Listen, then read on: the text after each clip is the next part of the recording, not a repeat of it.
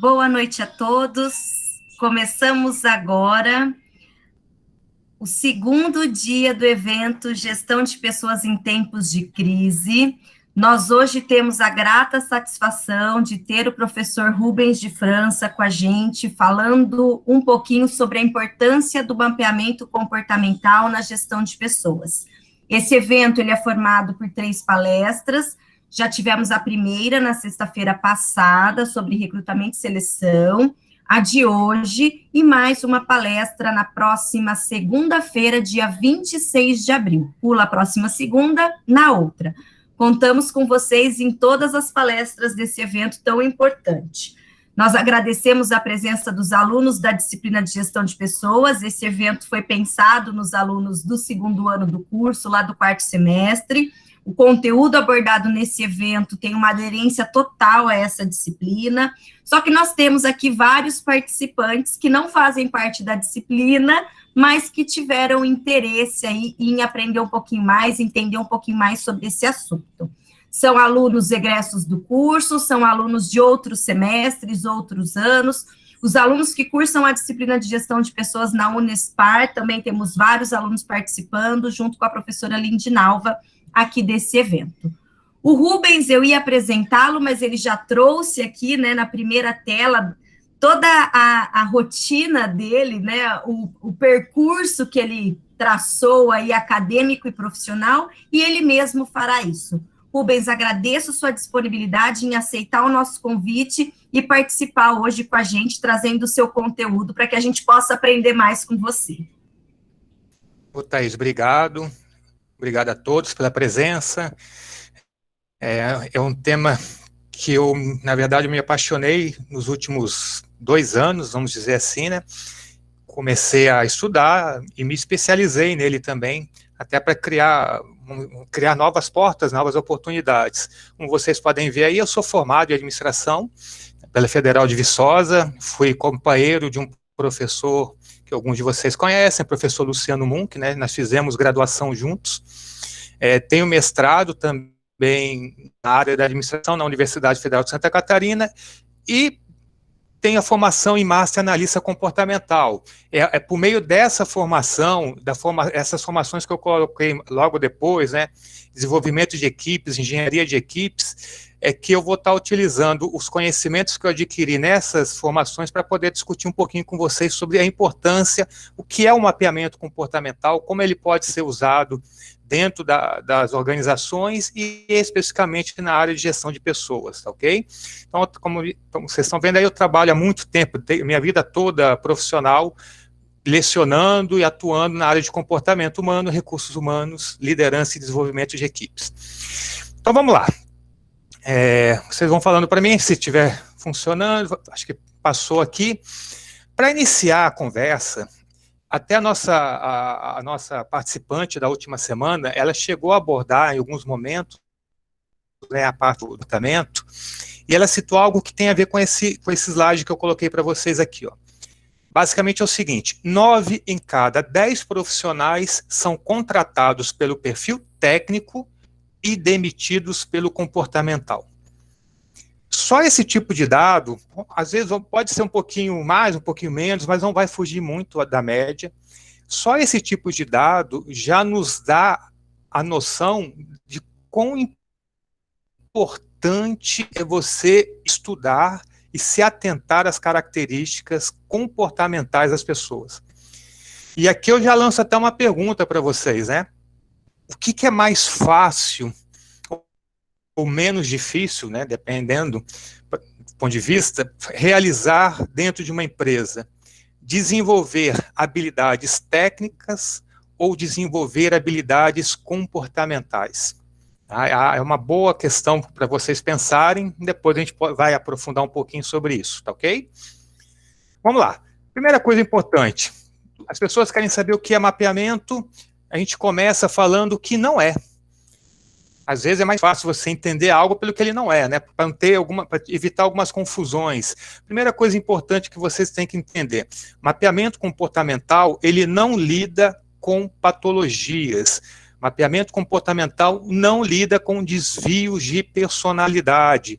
Não é do campo do mapeamento, cuidar de nenhum tipo de doença ou desvio de comportamento psicológico, etc. Esse é um aspecto importante. Segundo, não é a mesma coisa que teste de personalidade. Tá? Embora o comportamento ele faça parte, vamos dizer assim, do conjunto mais amplo da personalidade das pessoas, não é a mesma coisa. Então, olha lá, patologia e desvio de personalidade e os testes, eles são da alçada exclusiva de profissionais de psicologia e medicina. Por que é bom falar isso? Porque, veja, no meu caso, eu sou formado em administração e trabalho com mapeamento comportamental. Eu posso fazer isso? Posso. Qualquer profissional de qualquer área pode trabalhar com mapeamento comportamental.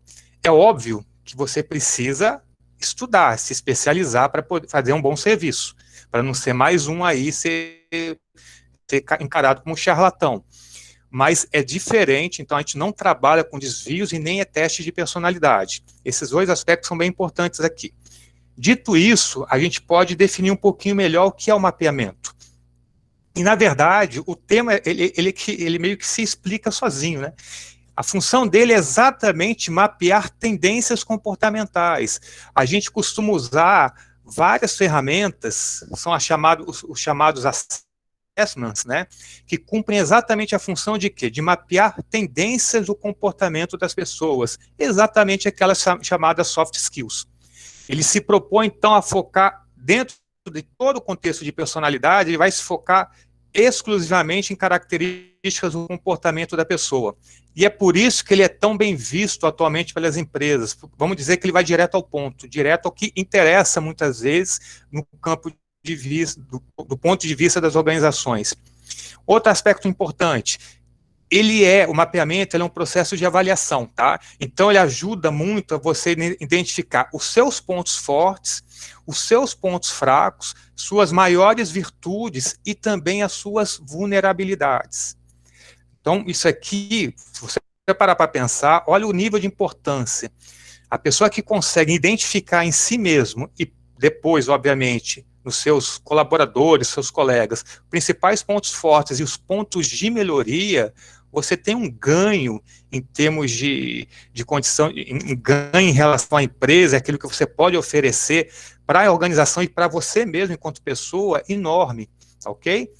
Então, o mapeamento, ele ajuda o quê? Ele ajuda a explicar como é que a gente toma a decisão, ele ajuda a entender como a gente se relaciona com as outras pessoas, por que algumas pessoas são consideradas mais turronas, por que algumas pessoas você fala fulano é agressivo, outras são mais emotivas, mais emocionais. Isso tem muito a ver com a questão relacionada a comportamento, tá ok? E também como a gente costuma lidar com os nossos problemas. Então, são aspectos extremamente importantes e tem relação direta com o conceito de autoconhecimento. O processo de mapeamento comportamental, ele está relacionado diretamente ao processo de autoconhecimento e, posteriormente, o conhecimento dos outros. Eu estou falando dos outros a partir do momento que você, por exemplo, enquanto gestor de uma empresa, um gestor de RH, e resolve fazer um processo de mapeamento dentro da organização, você vai ter uma noção muito clara, muito próxima da realidade, dos perfis comportamentais, dos valores do seu grupo de trabalho. Agora, aqui só um parênteses, tá? Autoconhecimento por autoconhecimento não representa nada. Toda vez que você falar, eu quero fazer autoconhecimento, por que você quer se autoconhecer? Tem que estar sempre vinculado a um objetivo. Todo o processo de mapeamento comportamental, ele tem que estar sempre vinculado ao objetivo ou aos objetivos do seu cliente.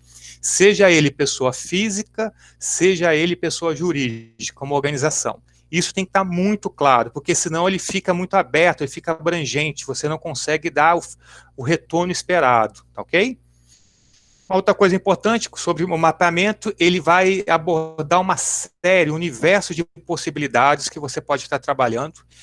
Você tem questões, assessments que tratam de carreira, de relacionamento amoroso ou relacionamento de equipes com grupos, negociação e conflitos, recrutamento e seleção, processo de desenvolvimento humano, aspectos motivacionais, engajamento de equipes, ou seja, é um leque variado e amplo de ferramentas que você pode estar usando em benefício da sua organização e do seu setor, tá ok?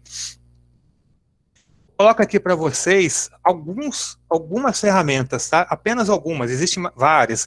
Eu estou colocando algumas que eu trabalho, então eu tenho conhecimento melhor.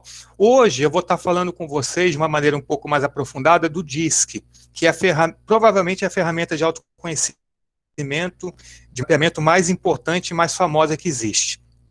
Mas além do DISC, que trabalha os perfis comportamentais, existe uma série de outras ferramentas.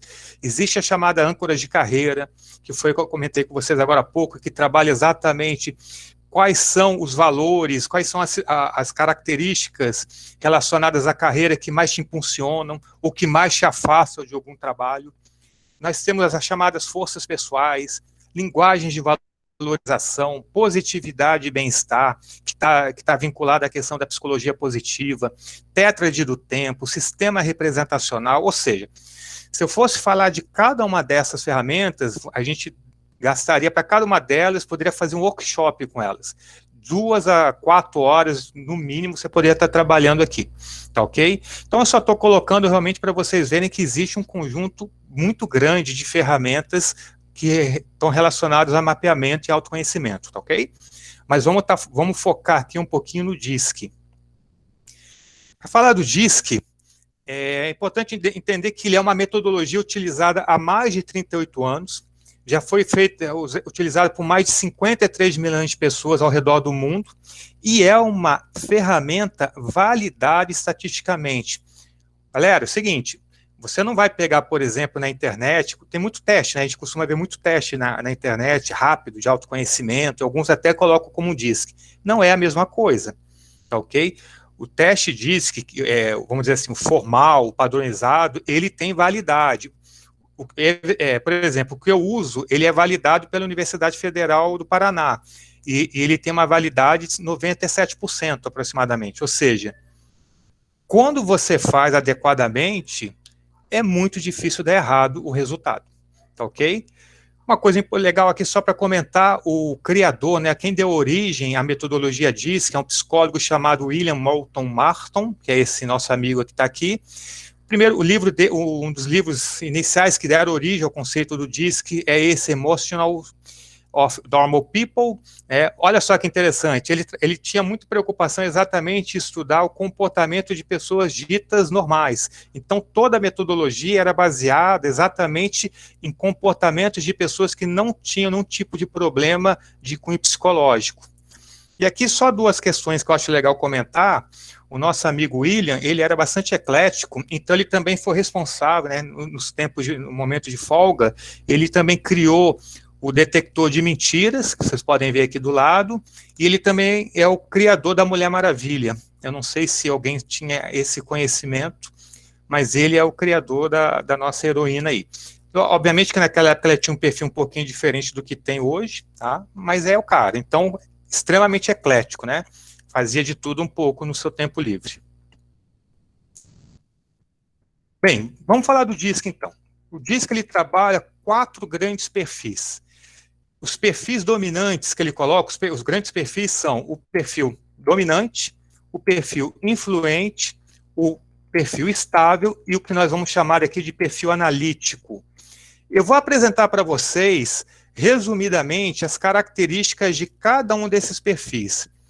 Eu gostaria que, nesse momento, vocês começassem a se imaginar em situações para que vocês consigam tentar detectar qual desses perfis mais se aproxima do seu. Eu estava conversando com a Thaís antes mesmo da apresentação, do começo, é bem comum, a maior tendência quando a gente trabalha com DISC, com perfis comportamentais, é você ter pelo menos 2 perfis dominantes. Por exemplo, você pode ser dominante influente, estável analítico, dominante analítico, tá? Então, deem uma olhada nas características de cada perfil e tentem meio que se situar. Quando eu falar de cada perfil, eu vou pedir, tá, que vocês coloquem aqui no chat se você acredita que faz parte mais do perfil dominante, influente, só para a gente ter uma noção de percentual aí de cada um, tá ok? Então vamos lá, o dominante, quais são as características principais de quem tem o perfil dominante? Primeira coisa importante, é uma pessoa extremamente autoconfiante. O termo dominante vem daí, tá? Ele tende a ser uma pessoa impositiva. Você percebe quando ele chega, né? Até a postura dele é diferenciada. Ombros para cima, olhar ereto, ele olha para cima, ele não olha para baixo, então ele tem realmente um perfil mais impositivo. É um tipo de profissional, aí relacionando já a questão empresarial, né? Tipo de pessoa profissional que aceita e gosta de desafios. Então, se você está trabalhando com projetos difíceis, se você está em busca de pessoas que querem inovar, que querem correr atrás de grandes desafios, perfis dominantes tendem a ser uma boa pedida. Ele tende a ser muito competitivo e audacioso, esse é um outro aspecto importante. Destemido, corajoso também. O que é importante para um perfil dominante? O dominante gosta de fazer as coisas rápido, ele não gosta de enrolar, ele não se preocupa muito com a questão do método, ele se preocupa com o resultado final. Esse é um aspecto legal para a gente comentar daqui a pouco, quando a gente for falar, por exemplo, de feedback. Ele valoriza muito resultados. Tá? Então, se você tem, por exemplo, um chefe com perfil dominante, ele não vai se preocupar muito com a questão relacionada ao seu empenho, seu esforço, ele vai se preocupar mais com o desempenho, com o resultado final. Tá? Ele valoriza o resultado atingido. Se você se esforçou um monte e não conseguiu atingir, isso para ele, né, ele já não vê com bons olhos, tá ok? Em geral. Ele busca resultados através de domínio e poder, é uma característica do dominante. Então, de maneira geral, que tipos de comportamento eles mais compreendem? Autoconfiança, rapidez, dinamismo e foco nos objetivos e resultados. Essa é uma característica que compreende bem o perfil do dominante. O que incomoda o dominante? Falta de foco das pessoas que trabalham com ele, lentidão no processo, principalmente na tomada de decisão, excesso de descontração ou sentimentalismo. Perfis dominantes, eles não são relacionais. O que eu quero dizer com isso? Se tiver que tomar uma atitude, tomar uma decisão, e isso vai afetar várias pessoas, ele vai tomar. Tá? Ele não vai levar isso para o lado pessoal. E se você tiver muita descontração, vamos dizer assim, entre aspas, excesso de sentimentalismo no grupo, isso pode incomodar um pouco o perfil dominante. Os medos fundamentais de quem que tem esse perfil é perder o comando e a autonomia, suas necessidades exatamente ao contrário, né? Estar no comando, eles gostam de poder dominar, eles gostam de ter a chance de liderar e vislumbram oportunidades de crescimento também. Quais são as suas dificuldades? Agir com mais calma e compreender os ritmos alheios, ou seja, entender que existem outras pessoas com perfis diferentes e que nem todas elas são tão rápidas, são tão ágeis quanto ele.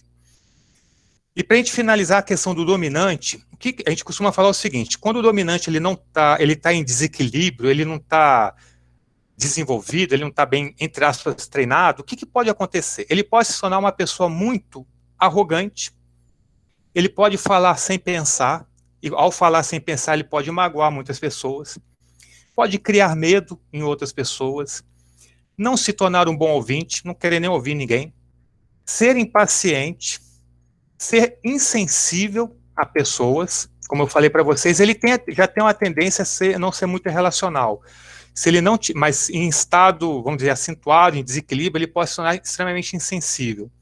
Buscar resultados a qualquer custo mesmo, em alguns momentos, assim, ele vai atingir o objetivo, nem que para isso ele tenha que deixar uns corpinhos aí no meio do caminho, tá? Ele pode se tornar intolerante e prepotente. Essas são as características gerais. Isso aqui eu estou falando são traços do dominante que podem exacerbar se ele ficar numa situação de desequilíbrio. E aí vem a pergunta: alguém de vocês se caracteriza e se identificou um pouquinho com o perfil dominante? Se alguém fez isso, coloca aí no chat só para a gente ter uma noção. Um euzinho já ajuda. Ou ninguém tem esse perfil, essa característica? Professor, desculpa. Pode falar. Só para a gente compreender. se identificou com alguma dessas, já pode colocar ali. Ou não, assim, se você acha, obviamente a gente vai ver os outros 4, mas se você viu que tem características ali, não, tem coisas ali que realmente fazem parte do meu cotidiano, das minhas características, entendeu? Então você pode colocar, eu tenho, pelo menos algumas dessas tendências eu tenho, tá ok? Então você pode colocar. É óbvio que como eu falei, a gente vai passar os outros 4, aí você vai, não, talvez eu tenha um pouquinho mais o outro. É que geralmente o que acontece? Quem é dominante, se você é dominante, você é muito diferente, por exemplo, de quem tem perfil analítico ou perfil estável, que a gente vai falar daqui a pouco. Então quase nenhuma daquelas características você vai encontrar. Então a tendência é o seguinte, bem, alguma dessas características eu tenho, tá? Seria o seu caso, por exemplo, você tem alguns traços de dominância? Não, por exemplo, eu não tenho nenhum desses. Nenhum? Nenhum. Beleza. Então vamos lá. Então, provavelmente você vai ter outros. Aí você vai falando comigo aqui. Sim, obrigada. Ó, a Thaís colocou, eu acho que tem alguns pontos. Fazer rápido, não aguentar enrolação. Então, eu acho, Thaís, que você tem um quê de dominância, mas tem outro também que eu vou mostrar depois. Aí você confirma para mim.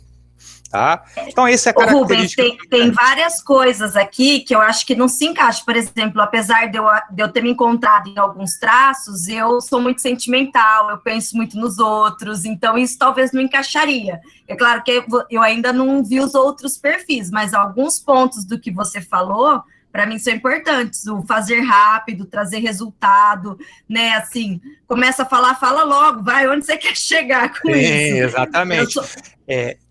Você é bem direta nesse aspecto, né? Sim, eu sou bem ligada no 220, eu falo. Então, exatamente.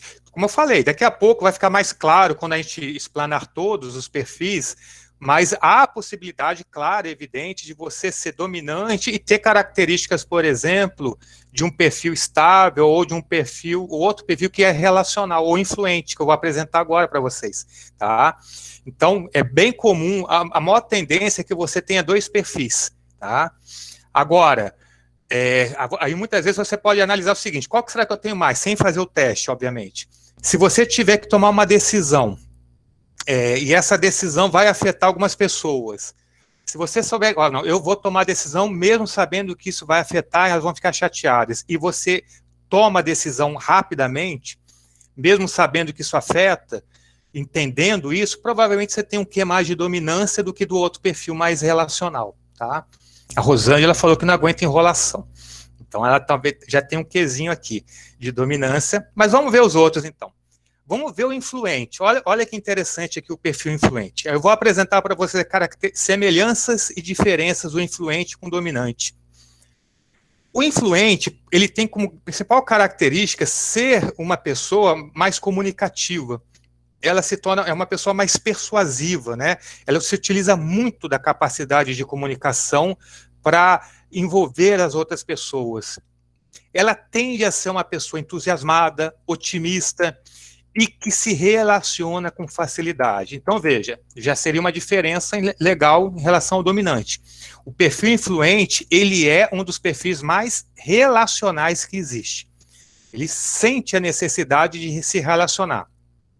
Algumas pessoas que trabalham, né, que estudam mapeamento, costumam falar que o influente, em geral, principalmente aquele influente mais puro, ele gosta de um palco, ele gosta de ser, muitas vezes, estar no centro das atenções. É uma característica de alguns dos influentes.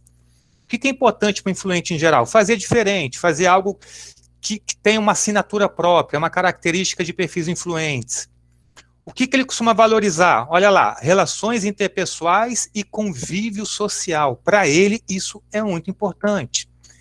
Busca resultados através de prestígio, persuasão e popularidade. Que tipo de comportamento o influente mais compreende? Olha lá, extroversão, descontração, tendem a ser aquela pessoa de bom humor, sabe aquele, dentro da sua equipe, a pessoa que brinca mais, que sempre solta uma piada, quando o momento está meio tenso, ele vai e solta alguma coisa que quebra o clima lá de tensão, muitas vezes esse é o perfil influente, tá? E é uma pessoa que está muito ligada à construção de relacionamentos. Agora, o que incomoda o perfil influente? O que ele não gosta muito? Excesso de detalhes e regras e rotina. Não é uma coisa que ele gosta muito de fazer, tá? Seus medos, maiores medos do influente: rejeição e isolamento. Lembrem, ele é extremamente relacional. Quais são suas necessidades? Viver coisas novas, poder se expressar e sentir-se prestigiado. E quais as dificuldades? Ele tem dificuldade de controle e organização. Olha que importante isso aqui. E atividades que exigem concentração e detalhismo. Pessoal, a partir do momento que você começa a entender as características de cada perfil, e estudar e perceber isso na análise dos seus colegas, ou, por exemplo, do seu grupo de trabalho, isso ajuda a responder muitas coisas. Como, por exemplo, um profissional que trabalha com vendas, vou dar um exemplo aqui. O cara é excelente vendedor, a arte da venda ele entende, mas toda aquela parte burocrática de fazer requisição, ele não gosta, ou ele faz mal feito, às vezes ele não entrega do jeito que tem que entregar, porque geralmente ele não gosta disso, não é o prazer dele. Então, se você não preparar isso para ele, as coisas complicam, tá?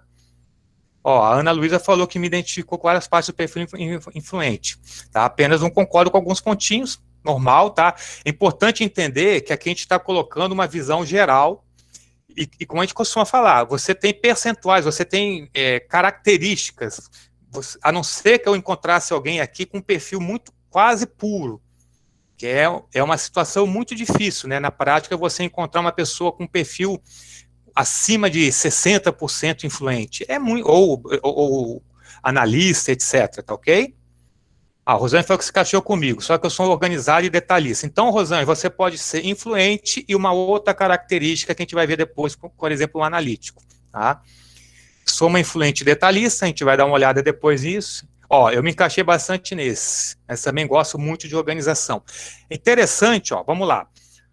O influente, quando ele está em desequilíbrio, eu estou usando essa palavra desequilíbrio para dizer assim, ó, não é que seja todo influente, mas quando ele está em desequilíbrio, ele pode se tornar uma pessoa que não consegue ser direta na comunicação, ou seja, ela tem dificuldade de ter uma comunicação assertiva. Por que acontece isso? Porque muitas vezes ela não quer, por exemplo, ofender a pessoa, ela não quer se indispor com alguém, e ela não vai direto, ela fica, fazendo rotinhas, quebrando. Quando você vê, você não entendeu nada que a pessoa falou. Ela falou com você, você não entendeu nada. Tá? Pode ser uma situação. Influentes, quando eles não estão bem alinhados, eles podem ter muita dificuldade de acabativa. Tá? Uma situação que a gente costuma falar. Influentes têm a tendência a começar vários projetos e dificuldade de acabá-los. Não é incomum, isso vocês percebam aí, os colegas que são influentes, muitas vezes você começa projeto, e quando você vê, deixou 1 ou 2 ou 3 sem finalizar. Tá? Então, são características que podem se fazer presente no influente. Tá? Ele pode, em desequilíbrio, perder o foco com facilidade, porque ele vai exatamente ficar... Ele muda rápido, né? Ele está sempre buscando novas ideias, novos processos. Se torna volúvel, em algumas vezes, né? Na questão, como eu falei, em excesso de brincadeira, ele pode perder o tom, perder o momento de fazer algo, se tornar indisciplinado, egocêntrico, exagerado e, muitas vezes, até procrastinador. Isso aqui, lembrando, são características quando a pessoa não está desenvolvida. Então, não é incomum você encontrar um influente procrastinador. Então, o que acontece? Vamos lembrar um pouquinho, até na última palestra, a nossa colega, a professora, ela tinha comentado lá da questão de você arrumar a cama, né? Ela citou o exemplo do arrumar a cama. Interessante quando ela falou, que eu já pensei um pouco nisso. Ó, o influente, provavelmente, muitas vezes, ele não gosta de arrumar a cama. Ele é meio assim, não é muito daquela de colocar as coisinhas em ordem. O próprio dominante também, cara. Ele, se não for o objetivo dele, ele não faz. Ana Luísa colocou aqui, procrastinador é quase meu sobrenome. Tá? Então, são situações que podem ocorrer, e aí você precisa identificar essas características. Tá? Onde ele funciona bem? O influente, ele funciona bem também para iniciar projetos, para colocar a cara a tapa, para ser a visão, ele é o motivador do grupo. Só que muitas vezes ele precisa do apoio para que ele continue o processo, ou até para que as partes burocráticas sejam colocadas para outra pessoa, tá? Então, são características do perfil influente. Então, a gente tem 2 perfis. Vamos partir para o terceiro, o estável. Vamos ver aqui se alguém se encaixa com estável. Estável é aquele tipo de pessoa com perfil muito paciente, tá? Ó, eu me identifico na parte de fazer amizade com os outros. Geralmente, ó, o influente, ele é extrovertido por natureza, né, Paulo? Então, pode estar encaixado mesmo. O estável, por sua vez, ele é paciente, é calmo. Imagina aquela pessoa que tem o seu ritmo. É muito na dele, não atropela nada. É conservador, ou seja, o estável ele tem aquele perfil mais tradicional. Importante para ele fazer junto. Gente, o estável, assim como o influente, eles são relacionais. Para o estável é muito importante, não é, né? Saiu, né, Thaís? Então vamos ver os outros. Eu acho que você é analítico, tu está até jogando aqui. Fazer junto, ele gosta de fazer parte do grupo. O que ele valoriza? A outra pessoa. Ele busca resultados, olha o que é importante, através de persistência, continuidade e organização. O estável, sim, é aquele que vai arrumar a caminha de manhã direitinho, vai deixar tudo arrumado, tudo organizado. Você vai olhar o escritório, a mesa de um cara ou de uma mulher com perfil estável, provavelmente vai estar tudo no lugar certo, tudo, em cada gavetinha vai ter alguma coisa organizada. É uma característica muito próxima, muito comum ao estável, tá? Olha lá, que tipo de comportamentos eles mais compreendem? Calma, paciência, gentileza, conciliação e atenção às necessidades alheias. O que os incomoda? Mudanças bruscas, agressividade e individualismo. Olha aqui que importante. Já dá para perceber aqui que o estável, em alguns momentos, ele pode bater de frente com um perfil dominante? Porque aqui é muito... Tá vendo como é que é diferente? Ele não gosta de mudança brusca, ele não gosta de agressividade nem individualismo. O dominante, em muitos aspectos, é assim, tá? Então, olha como é que é importante entender essas características. Ó, a Lindinalva se identificou com o perfil, com uma característica estável. Ó, tá vendo? Quais são os seus medos, em geral? Ele não gosta muito de situações de conflito e de perder o equilíbrio. Pessoas estáveis, elas não se sentem bem no ambiente de conflito. Vamos imaginar uma situação, vocês aí, meninos, meninas, lembra do estudo de caso, na época vocês fazem estudos de caso, né, na sala de aula. Muitas vezes você tinha os colegas conversando, você quer até participar, mas quando começa uma discussão, você, então vai, escreve o que você quiser aí, eu vou anotando, não gosta do conflito. Tá? A gente, quem é estável, não é muito afeito ao combate, tá, ok? Então não gosta de perder o equilíbrio, é uma característica muito comum ao perfil estável. Necessidades, conviver em harmonia e se sentir seguro e ter uma certa estabilidade, são características desse perfil. Dificuldades, muitas vezes, agir com rapidez e independência. Então vejam, o estável, ele é aquela pessoa muito importante numa equipe, porque é aquele que vai dar continuidade ao processo. Ele que geralmente ajuda a dar a acabativa, vamos dizer assim. Muitas vezes você vai encontrar perfis estáveis trabalhando nas atividades mais, vou usar o termo burocráticas, algumas de rotina mesmo, de atividades, tá? Ela ajuda nos processos. Então, essa é uma característica do estável. Agora, em desequilíbrio, se ele não está bem trabalhado, bem desenvolvido, o que pode acontecer com o estável? Uma pessoa que pode guardar rancor. Por quê? Porque não pensa que, porque ele não gosta de entrar em conflito, que ele esquece. Pelo contrário, tá lá. Às vezes, o pessoal costuma falar assim, brincando, né, que o estável, você não sabe muito bem o que ele está pensando, né? Às vezes ele parece que faz uma certa cara de paisagem. Tá feliz, tá triste, tá alegre, o que você tá pensando? Eu não sei o que ele tá pensando, ele fica meio estagnado lá. Só que dentro dele tem um turbilhão de emoções. Então ele pode guardar rancor. Olha que interessante. Se você pega, por exemplo, 2 dominantes conversando, aí eles começam a quebrar o pau.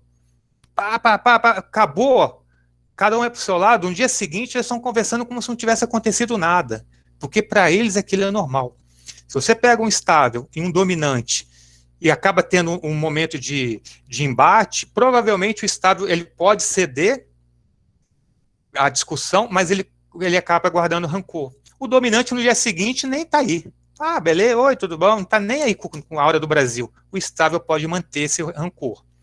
Ele pode se tornar tolerante demais, que pode se tornar um problema também, ser muito aceitar muito, correr pouco risco, é uma característica que pode pegar no estável também, não gostar de mudança, ser passivo demais, ser muito introvertido. Veja que o estável nesse aspecto, ele gosta de pessoas, ele gosta de estar próximo das pessoas, mas dificilmente ele não é como o influente, ele não vai ser muitas vezes o centro das atenções, ele vai estar junto, ele gosta de estar junto, mas ele vai ficar mais na dele. Pensa naquela pessoa mais introvertida, que conversa com um com o outro, ou gosta de ouvir mais do que falar, do que se expor, tá? Esse é o estável. E às vezes ele também é uma pessoa lenta e que se magoa facilmente, tá? Eu já estava vendo aí, vocês colocaram, tem mais alguém que meio que se colocou nessa figura do perfil estável? Como é que estamos aí? Tem mais gente com estável aqui, dentro do processo? O Guilherme. Então, assim, já vimos 3, mas é legal colocar, né, vendo essas características, como eu falei, aqui eu estou dando para vocês um panorama geral. Quando você faz o teste DISC, ele vai te dar uma série de situações, ele vai trabalhar com percentuais, etc. Então você vai ter. Então não é incomum, o que vai acontecer? Você ter lá perfil estável, você tem 32% de estável e 28% de analítico. Essa é a situação mais comum. Você vai ter, você tem até características de dominância menores, mas você tem, tá? Nós, como seres humanos, nós vamos ter todas os perfis, a gente tem um pouquinho, só que alguns sobressaem em relação aos outros. Eu vou falar do estável, que é vou falar agora do perfil analítico, e depois eu vou fazer alguns alinhamentos aqui com vocês em relação ao trabalho dentro das empresas, o RH, etc, tá ok? Analítico. Quem é o analítico? Analítico é aquela pessoa então, Linaldo, com rancor é porque, vamos lembrar, né? O rancor é quando a pessoa ela não está muito preparada, ela acaba aceitando demais, né? E aí acaba levando ao rancor. Depois fala comigo. Eu concordo com você, professor. Quando a pessoa não tem argumentos, ela acaba guardando rancor, né? Ou então, quando até assim, ela até tem o argumento, mas ela simplesmente não fala. Ela prefere, né, se guardar, resguardar, porque ela assim, ela às vezes fica incomodada em ter que entrar num certo embate, então ela guarda para si. Né? É meio assim, tá, tudo bem, vamos fazer desse jeito. Mas muitas vezes ela acaba guardando. Né? Esse é o problema. Fica remoendo. Eu entendi, eu concordei. Faz do seu jeito, mas fica ali pensando, né? Exatamente, né? Essa é a situação. E aí as outras pessoas, aí quando você tá falando com o dominante, ele fala, beleza, vou fazer. E ele acha que tá tudo bem, que o cara não tá nem aí, que levou na boa, mas muitas vezes não levou. Ele guarda isso, né? Esse é um problema que pode acontecer. O analítico, pessoal, olha que interessante. Ele é preciso, é aquela pessoa muito atenta a detalhe. A grande característica do analítico, eu vou até falar aqui, já te adiantar um pouquinho, ele é aquela pessoa muito voltada à qualidade. O analítico, ele é uma pessoa voltada a fazer bem feito, a fazer tudo de qualidade, o máximo possível. Tá? Ele também, assim como o nosso amigo estável, ele é organizado, ele é autodisciplinado e ele tende a ter uma postura mais conservadora. O analítico, assim como o dominante, ele não é muito relacional. Tá? Ele não é, ele não é importante para ele ter um grupo de amigos, não é importante, não é tão relevante para ele. O importante para ele é fazer certo.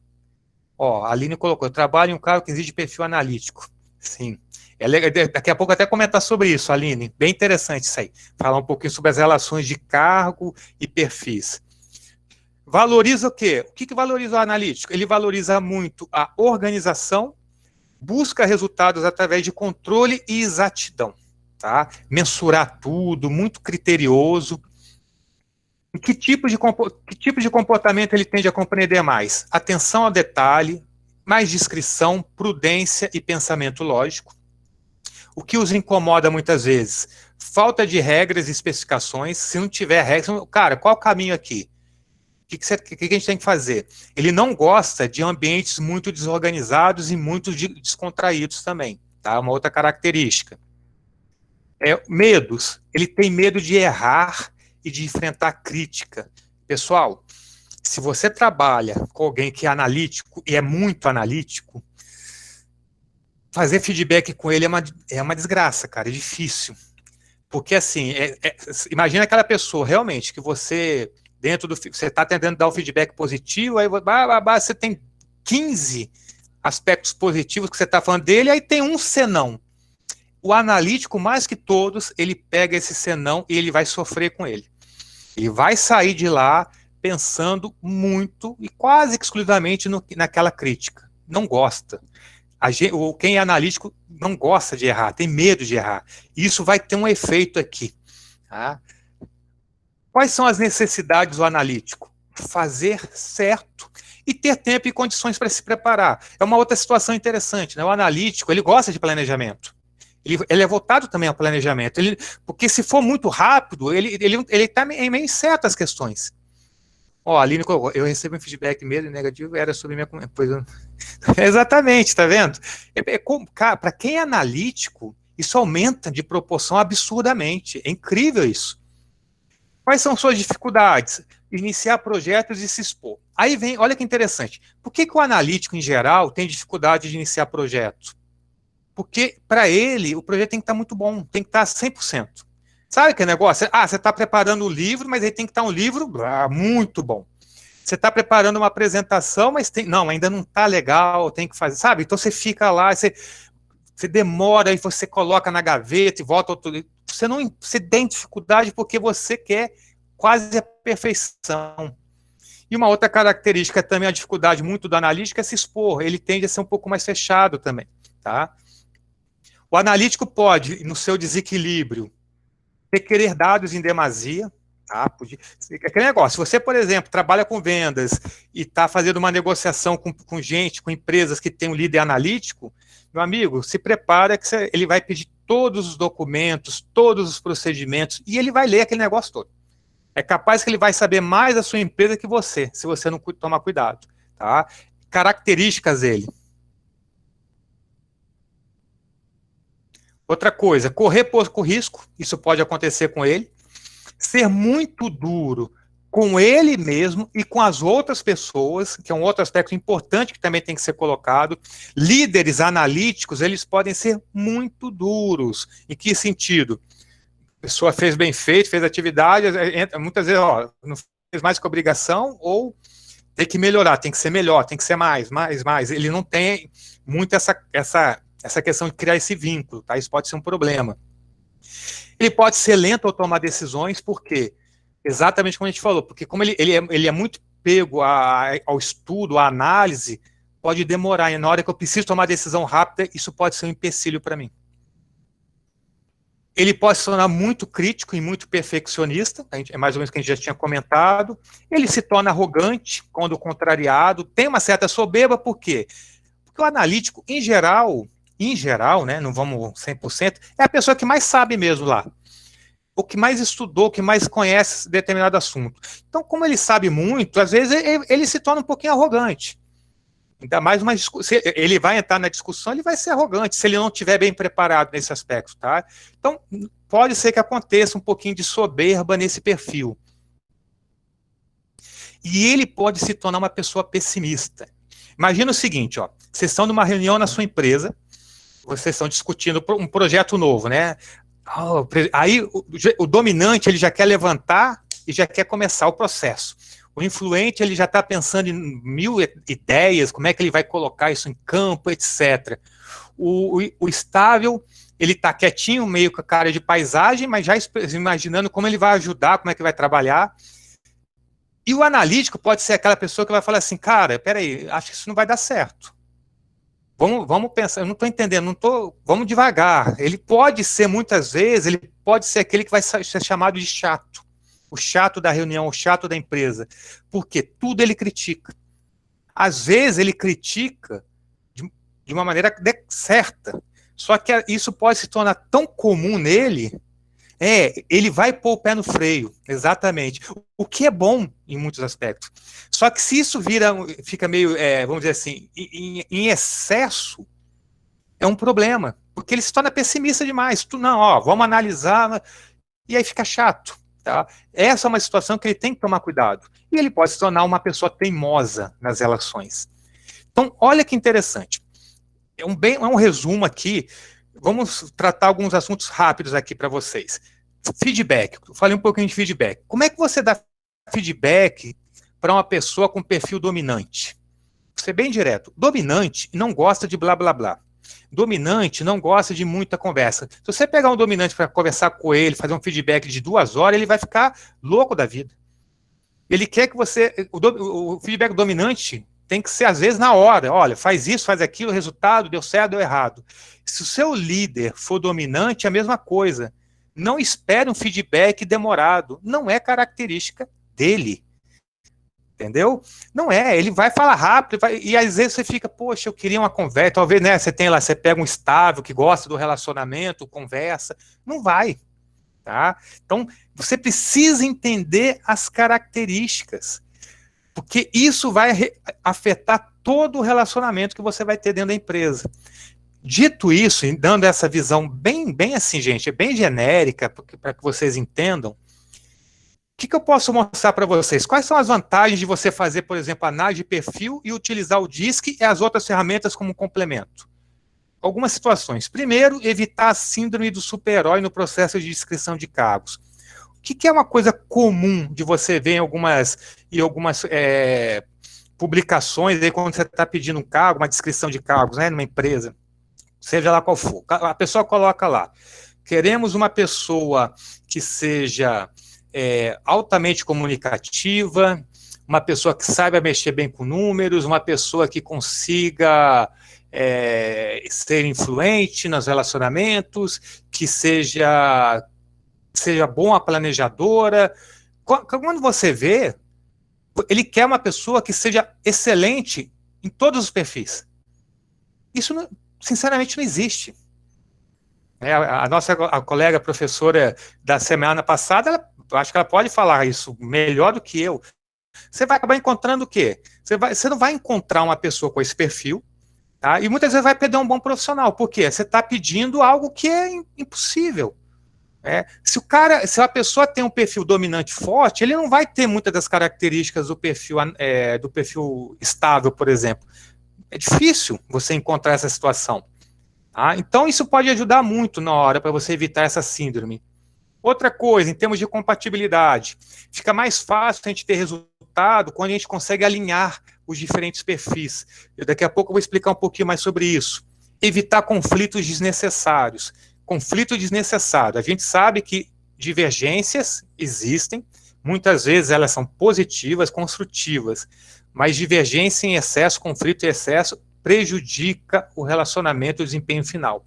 Entender os perfis comportamentais pode ajudar muito na hora para que você consiga evitar conflitos desnecessários. Ele vai unir perfis complementares, isso é bem legal, como eu mostrei para vocês aqui. Existem perfis que se confrontam, mas tem muitos perfis que vão se complementar, isso é legal para a sua empresa.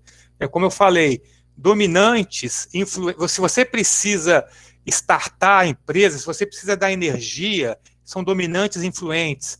Se eu preciso dar continuidade a processos, manter o rumo, você vai pegar os analistas, os estáveis, eles têm muito como trabalhar conjuntamente. Isso é a ideia da equipe, isso é sinergia realmente. Se você tiver uma equipe só de dominante, talvez, você vai ter gente, o pessoal vai se matar uma hora, tá?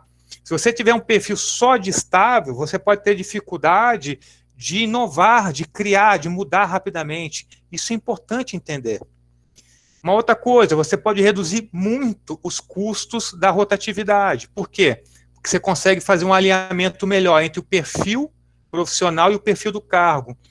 Quando eu consigo, porque eu posso fazer isso, tá? As ferramentas hoje do mapeamento me permitem fazer o perfil comportamental do cargo.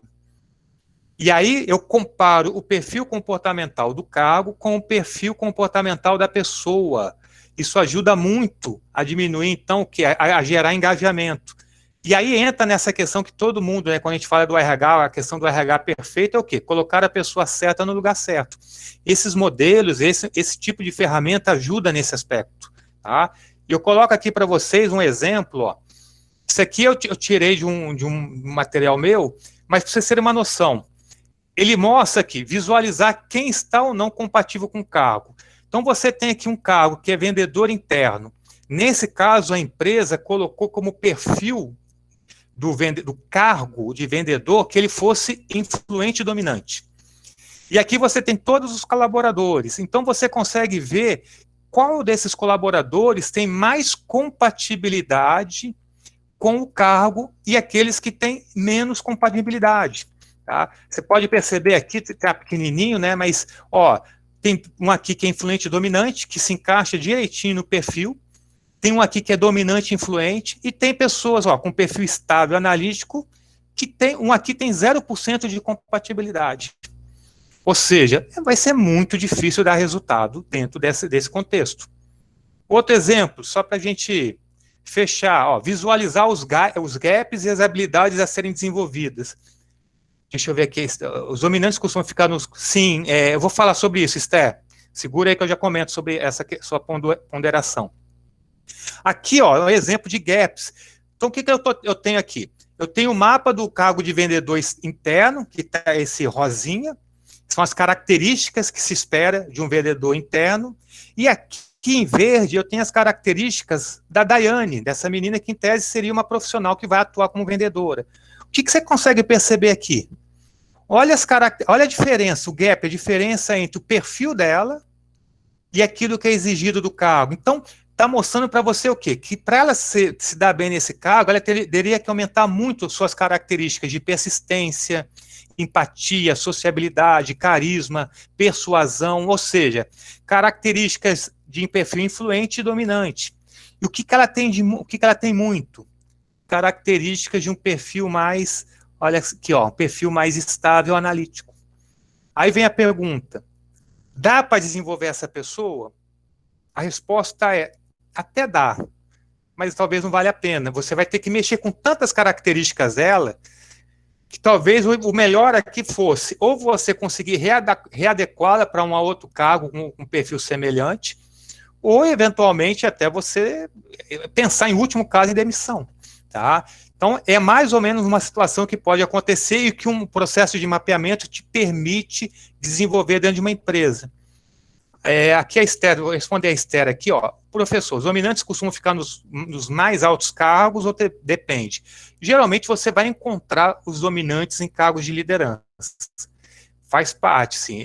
É muito comum você encontrar perfis dominantes em cargos de liderança, sim. Tá? Pode encontrar pessoas de outros perfis? Pode também. Mas é mais provável, até pelo perfil, né, pelas características, que eles se tornem mais líderes. Perfis influentes também, isso vai acontecer com mais percentual maior de acontecer do que, por exemplo, perfis estáveis, tá? Agora, se você está falando de uma empresa que trabalha com conhecimento, com tecnologia, com questões mais voltadas à qualidade, provavelmente você também vai ter lá profissionais com perfil analítico forte. Por exemplo, acredito que como é que morreu, faleceu, não, esqueci o nome dele, do iPod lá ai meu Deus, qual é o nome dele mesmo? Jobs, né? Steve Jobs. Provavelmente ele tinha características analíticas e dominantes, né? Ou bastante analíticas. E ele pegava pesado com os funcionários dele, né? O pessoal sabe aí, ele não era bonzinho, não. Ele pegava pesado pra caramba. Muito intenso. Tá? Então, pessoal, para finalizar a conversa, e depois quem tiver mais alguma pergunta, não esqueça, é dessa forma que você começa a potencializar resultados da sua equipe, conhecendo bem cada um deles. Obviamente, poderia falar assim, a primeira coisa é você se conhecer. Você se identificar, você identificar seus pontos fortes e pontos fracos. Você precisa disso. O pessoal às vezes acha que o autoconhecimento é até meio esotérica, nada contra, né? Mas isso aqui é uma questão importantíssima. me identificar, entender o que eu sou bom, entender onde eu posso melhorar. Primeira coisa, enquanto líder, enquanto gestor, enquanto funcionário, e depois utilizar isso, por exemplo, com a sua equipe. Tá? Entender as características da equipe é extremamente importante e, com certeza, ajuda muito a potencializar os resultados do seu trabalho, tá ok? Bem, basicamente era isso que eu tinha para falar. Estou aberto para perguntas, dúvidas e o que for mais, tá? É isso aí. Obrigado, gente. Professor Rubens, obrigada pela sua fala, foi muito esclarecedora. Ao mesmo tempo que foi muito esclarecedora, eu estou super na dúvida, porque eu só não me encaixei aí no estável, o resto eu tenho um pouquinho de característica de cada um. Me encaixei em alguns traços do dominante, em alguns traços do influente, em alguns traços do analítico. Acho que eu precisaria, assim, de um atendimento individual para conseguir fazer uma análise melhor sobre isso. A Viviane comentou no chat, ela passou um link de um teste, desses testes rápidos que a gente encontra na internet, né? Que daria para responder, ele dá 4 adjetivos ali para você selecionar aquele que você melhor se identifica. Como que a gente pode saber, assim, qual é um teste validado, um teste bacana que a gente pode fazer realmente? Olha, teste, você dificilmente vai encontrar um teste validado de graça na internet. Por questões até óbvias, mercantil isso, né? Dificilmente você encontra lá. Você vai encontrar, como eu falei até no começo, variantes do DISC, por exemplo, ou de outras. Tem outras ferramentas também. Eu falo do DISC porque é o que eu conheço e é aquele realmente que é referência para outros. Muda um pouco os nomes, mas vocês perceberem, se começarem a estudar outras ferramentas, que muda o nome, mas as características são muito próximas, né, dos 4 perfis. Nenhum teste desse, quando você vai fazer um processo de mapeamento mesmo, usando o DISC, você sai de uma plataforma. A ferramenta DISC, ela tende a ser validada estatisticamente, como eu falei. Então, você tem algumas que têm 97% de validade, outras 96%. Existem instrumentos menores que são usados em treinamento, que você, assim, ela não vai te dar, por exemplo, ela não vai mostrar se você tem os 2 perfis, ele vai te mostrar provavelmente o seu perfil e aquele dominante, tá ok? E eu, por exemplo, uso isso em treinamento. Eu posso até disponibilizar para vocês, bem assim, para que vocês possam dar uma olhada, etc., assim, colocar. Vocês vão ter, provavelmente, vão descobrir qual é o seu perfil dominante, o primeiro. Mas, geralmente, é muito comum que vocês tenham 2 perfis, ou até, em alguns casos mais raros, 3 perfis dominantes. Ô, Rubens, só para você saber, a professora Jaqueline Raminelli, ela é professora de Estatística 1 e 2 no nosso curso, e ela está aqui porque ela é do colegiado de administração, e ela está achando demais que você falou que o teste é validado estatisticamente, porque ela está sofrendo horrores lá, mostrar para os alunos a importância da estatística. E na gestão de pessoas você está mostrando, que ótimo. Sim, né? Super importante. E vamos deixar bem claro, né, professora, ela sabe melhor do que eu. O que isso quer dizer na prática, né? A gente costuma falar nessa questão. Qual a prática disso?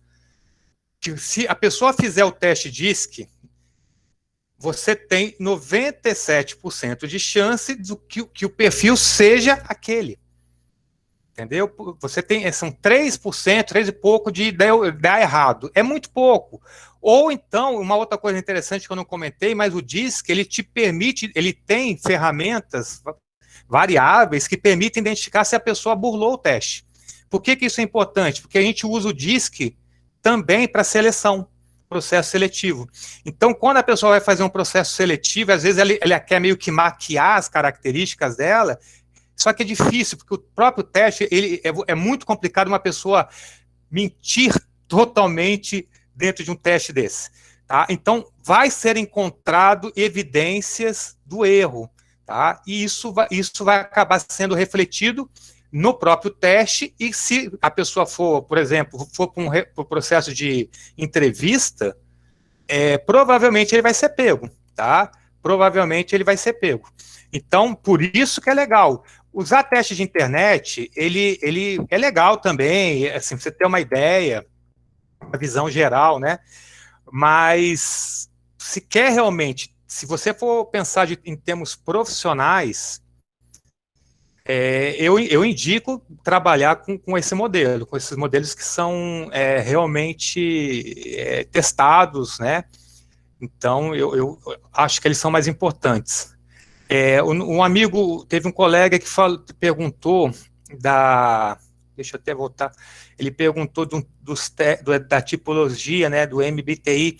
Eu não estudo, mas eu sei, ele fala das questões relacionadas a tipos psicológicos, né? Ele fala também sobre a questão de perfis extrovertidos, introvertidos, né? Ele trabalha a questão dos aspectos sensoriais, intuitivos, né?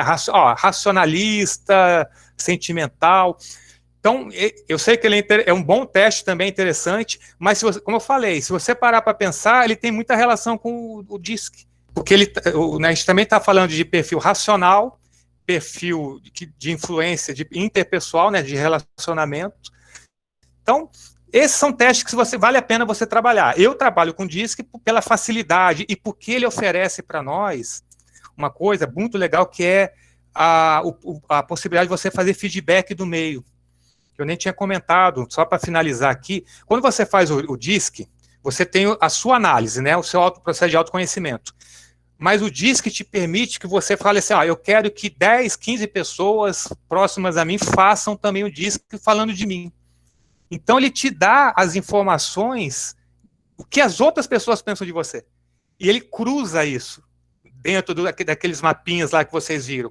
O que eu penso que eu tenho que melhorar e que as outras pessoas pensam que eu tenho que melhorar. Isso é muito legal. Você tem uma visão muito completa do processo. Agora, Thaís, na segunda-feira, eu fiz uma devolutiva para um ex-aluno meu, aí de Londrina, que trabalha na Peugeot. Eu vou falar para você, eu trabalhei com DISC, eu trabalhei com âncoras de carreira, com forças pessoais, porque isso tudo complementa. O rapaz, ele ficou, é engraçado que ele fala, ficou impressionado, porque ele 100% escarrado, ele fala, cara, eu não acredito até, tem coisas aqui que você está falando que eu, sabe? Então a pessoa até chegou a falar assim, cara, até arrepiei aqui, às vezes até arrepia, você fala, não, de onde você me conheceu? Como é que você sabe isso de mim? Porque quando a pessoa faz bem feito, não tem como fugir, tá? Agora, para finalizar, o DISC é uma ferramenta, ela é muito legal, mas ela é uma. Tá? Então, por exemplo, a pessoa fala assim, cara, eu fiz o teste DISC e saiu que eu sou analítico estável, então eu não posso ser líder? Não quer dizer isso. Não se peguem a isso, tá? Você pode estudar você tem outros testes que podem ajudar a analisar, por exemplo, quais são seus valores mais importantes, quais são suas âncoras de carreira, e aí a coisa muda totalmente de figura, tá? A Rosânia está citando aqui, tem um site de vagas que já fica salvo o teste. Isso não atrapalha na hora de se candidatar às vagas, professor, pois posam em várias vagas para diferentes cargos. Então, quando você fica salvo o teste, ele já faz um teste comportamental, né, Rosângela? Então, assim, atrapalhar depende muito.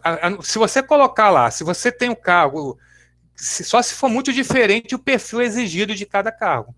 Tá? Isso pode atrapalhar nesse sentido, porque se você se candidatou para um cargo que eles colocam como mais analítico, por exemplo, e você tem um perfil influente, tá? Então ele vai, não bate muito, mas não vai ser só isso que eles vão utilizar, obviamente, vai ser isso é mais um instrumento para o processo, tá ok? Mas de qualquer maneira, se você for fazer um teste desse, faça. O conselho que eu dou não tenta burlar para tentar se adequar à vaga, porque uma hora vão acabar descobrindo, tá? Ou nesse processo, ou na entrevista, ou mesmo no trabalho, porque você não vai ter engajamento muitas vezes, tá? Às vezes não bate com aquilo que você quer. Ó, a Jaqueline comentou sobre os perfis comportamentais, vários testes. Sim, o DISC, Jaqueline, o DISC em geral, ele tem em média de 34 a 40 páginas.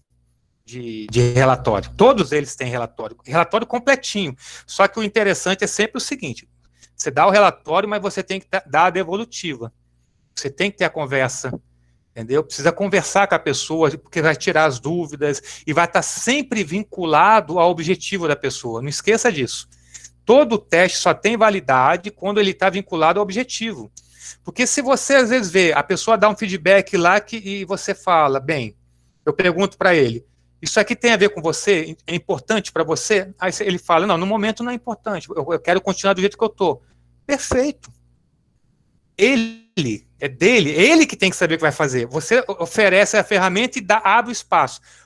Quem vai decidir o que fazer com aquela informação é o cliente, né? Rubens, agora eu tô achando assim, ó, tem 73 pessoas na sala, tem 73 pessoas interessadas nesse autoconhecimento, né? O autoconhecimento, acho que ajuda a gente em muitas coisas, do aspecto pessoal e do aspecto profissional, né? Que tal, assim, você dar um atendimento pra gente? Eu até comentei o que a gente pode fazer, Thaís, se você quiser, e você vê o jeito, né? Eu posso disponibilizar para, sei lá, 3, 4 pessoas, você vê aí, não, o DISC não, porque ele é mais complexo, mas eu tenho os outros, eu tenho o âncoras de carreira, que talvez para quem é aspecto profissional, ele pode ser muito interessante, tá? Eu posso disponibilizar, a pessoa faz o teste e eu faço uma devolutiva com ele, aí vai na faixa, tá? Mas só, Opa, não pode ser muita gente, senão eu me arrebento aqui. Não, vamos fazer um sorteio aí, ó. Vai rolar sorteio. Isso aí, ó, gente. Eu tenho os números dos inscritos, Rubens. Aqui, ó, em ordem alfabética, tenho 128 inscritos no evento. Não, 124, perdão, inscritos no evento. Estão numerados. O próprio sistema da UEL me dá essa numeração em ordem alfabética. Se você quiser sortear algum desses testes, olha que legal. Você fala um número aí de 1 a 124, se tiver aqui, ganhou. Ah, então. Nossa, mas sobrar para mim falar, eu... Eu tô vendo a lista, não posso falar. É verdade. Vamos pensar no número... Ou quem sabe a professora de estatística fala um número... Sim, pode ser, ó, melhor. Porque aí eu também não participo. Não, se a gente jogar para a professora de estatística, ela vai ter que rodar um negócio aleatório. Chuta um número aí, Jaque. Fala um número no chat. Não, só tem 124, Jaque. Vamos lá, fala um número aí.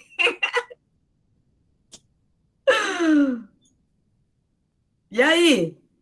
Vamos? Vamos, Jaque. Número 15. Não quer falar. Vamos ver quem está no número 15. Número 15. Número 15.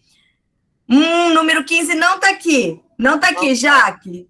É uma palestrante do evento, que vai estar só na outra. Não está. Aí, vamos lá, mais um. Data de hoje. Não deu. Fala outro. 21. Fala 21. Peraí, Thiago. Vamos no 21, ver se está aqui. 21 é a Bruna Orlandelli. Não vi a Bruna aí. Bruna, você tá aí? Bruna Orlandelli, deixa eu olhar aqui no chat. Não tá. Vamos lá, Jaque, outro número. Peraí, preciso enxergar o chat e olhar a lista. Tá falando para colocar o número alto aí. 111, peraí, não olhei mais. 111. Eu também concordo com o número alto, porque o T vai estar no fim da lista, né, Thiago? 111, vamos ver. 111. Ah! Tiago Balbino Carvalho, Thiago, 111. Cadê? Cadê o Thiago? Thiago é um dos alunos que mais participa da minha aula. Então vamos lá. Thaís, aí você pode fazer também o seguinte, ó, depois, se você quiser pensar em uma outra maneira aí de... Tem o Thiago, fazer algum outro evento, tem gente que está interessada, que tem bastante interesse, fazer alguma proposta, entrega para mim um relatório, alguma coisa para a sua aula, que tiver interesse, aí a gente faz também, tá? Eu me disponho a fazer assim, com 3 ou 4 alunos, sem problema. Tá? Aí pensa você e depois passa para o pessoal também, né? Mas a gente já tem o Thiago, né? Isso, é o Thiago. A Jaque quer ser sorteada. Já que você não se inscreveu no evento, você tá fora do sorteio. Olha lá, você é outlier, você tá fora do evento. Mas tá certo, professor. A gente sorteou o Thiago e depois, se alguém tiver interesse, entre em contato comigo e a gente vê aí se consegue fazer um grupo pequeno, e fica o Thiago sorteado, então, tá bom? A Rosângela é minha aluna mesmo, né? A Rosângela está sempre lá. Isso aí, a Viviane também atua bastante, atua bastante em gestão de pessoas, super interessada também. A Mariana, lá, vai dar um grupinho da disciplina. Ah, legal. Não, legal, vamos, dá para trabalhar perfeitamente. E assim, é muito legal. Eu posso garantir que o processo é muito interessante, tá? Eu mesmo trabalhando só com uma delas, acho que âncora de carreira para eles vai ser muito, muito assertivo. E aí eu posso até fazer com eles assim uma devolutiva em grupo, a gente abre depois uma janela como essa, explico como é que é, acho que vai ser bem legal. E aí, Thaís, pensando até à frente, quem quiser conhecer a ferramenta, pode até abrir para eles também, todo mundo conhecer um pouquinho, porque aí eu faço uma devolutiva mesmo e apresento como é que é a ferramenta. Mas isso a gente vê depois, né? Tá certo, então, você disponibiliza e a gente vê o grupo que tem interesse, e se alguém quiser assistir, a gente convida os inscritos nesse evento, tá certo? Tá certo, então. Pessoal, quase 8h30 era o nosso combinado, aí 1h15 de conversa, que foi muito produtiva, acho que talvez trouxe algumas indagações que a gente vai ficar pensando ainda, né, nesse final de semana. Rubens, eu pensei assim, poxa, eu sou dominante, parece que meu marido é estável, será que dá liga nisso? Ó, para você também, Thaís, então eu sugiro fazer o linguagem de valorização. Esse eu vou passar para você. Aí você e seu marido, porque aí vocês vão saber se estão se comunicando direitinho. A gente já fez um teste desse uma vez num encontro da igreja, num negócio assim, e a gente tem linguagens de amor diferentes. Ah, então. Também já sabe quais são, né? Isso é ótimo, né? Tá certo, mas muito legal para a gente pensar até as parcerias que a gente cria no nosso ambiente de trabalho, como elas se complementam, talvez por esse perfil comportamental. Foi muito bacana, Rubens, adorei sua participação, acho que contribuiu muito, assim, para a gente pensar um pouco, né, como toda essa questão de soft skill pode fazer a diferença na nossa trajetória profissional. Não só profissional, mas também pessoal. Acho que essa busca pelo autoconhecimento vai nos ajudar muito, né? Avisando o pessoal aí que não preencheu a chamada para preencher, para ter o certificado. A gravação eu disponibilizo no YouTube. Até segunda-feira já está no YouTube, depois eu mando o link para todo mundo, já tem a gravação da semana anterior. Agradeço o Rubens, né, que está aí se desdobrando entre professor e profissional do mercado, e os alunos que disponibilizaram o tempo para estar aqui com a gente. Valeu, gente, obrigado, tá? Um grande abraço a todos, e a gente se vê na próxima. Tá certo, valeu, gente, Thaís, quem está no evento até dia 26. Até mais, gente, obrigada, viu? Vou parar a gravação aqui. Boa noite, muito obrigada, gente. Boa noite, boa noite. Parabéns, professor. Um espetáculo a sua palestra. Muito obrigado. Adorei, muito bom. Parabéns. Tchau, tchau.